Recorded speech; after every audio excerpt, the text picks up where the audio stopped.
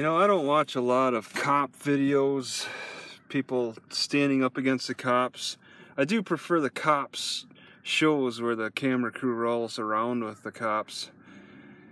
But it seems like when I watch them, immediately it's like too much already. It doesn't take much to be too much. Just maybe it's the drama. It's just too intense and real. I mean, I feel like I'm learning. But I just watched that Tom Zebra video, his latest now, dated yesterday. I'll post this today as soon as I get to the library. He just starts begging to be let go. And it's like, that just, he even recognized it in the comments. He's like, yeah, there's going to be some haters. Well, of course. I don't like to see that kind of whiny begging. Like, it's just he just kept on asking, can you let me go? Can you let me go, please? Oh, please, let me go, please, for your mercy. He should be asking at the very least, oh, please, let go of your ego. Let go of your ego, not let me go. That's what a druggie says. Oh, please let me go, because he's hiding something. Maybe that's what his approach was. He wanted to act like a druggie would act, like they were hiding something, and they're like, oh, please, just let me go. It's just a little infraction. I just made a minor mistake. Can you let me go? It's just on and on about that. It's not appealing to any sensibility, any reasonable enforcement of the law. It's just, please let me go if I ask nicely.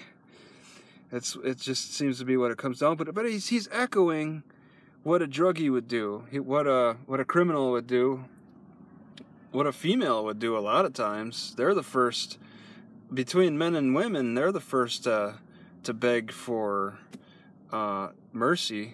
When I was a cop in the Air Force, I was stationed in Okinawa, Japan, and pulled over a Japanese lady who didn't speak a lot of English. She was married to an American, and that's what happens. I've heard about that happening, where it's just neither one.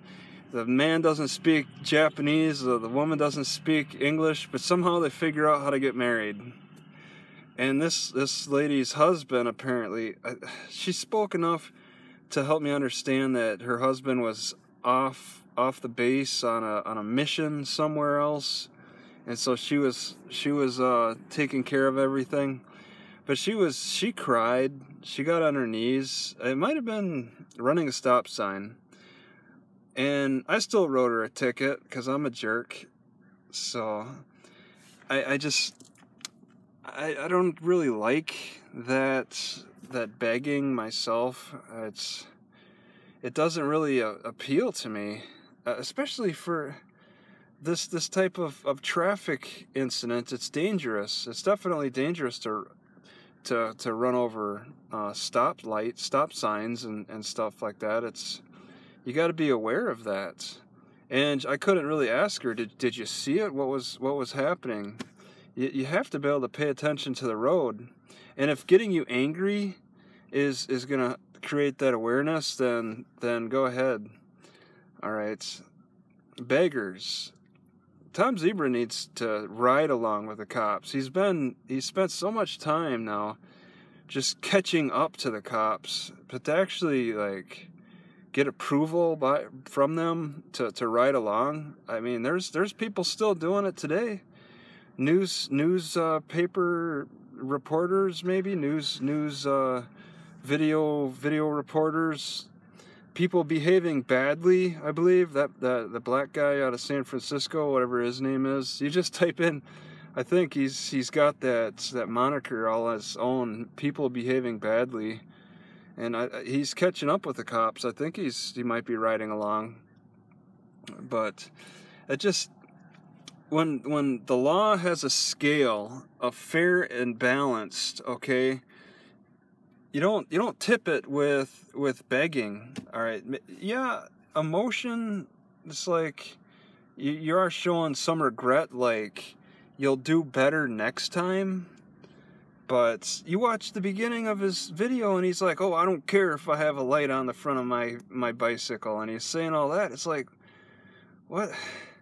I thought I was a little off.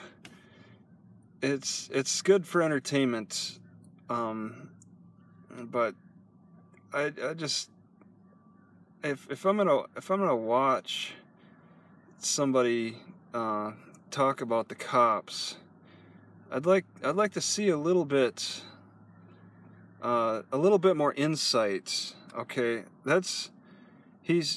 Tom Zebra's got the insight of the the criminal, the drug dealer. He's got that insight down, that approach. Try to get in the cop's shoes. I think that's something that he's really lacking. Okay.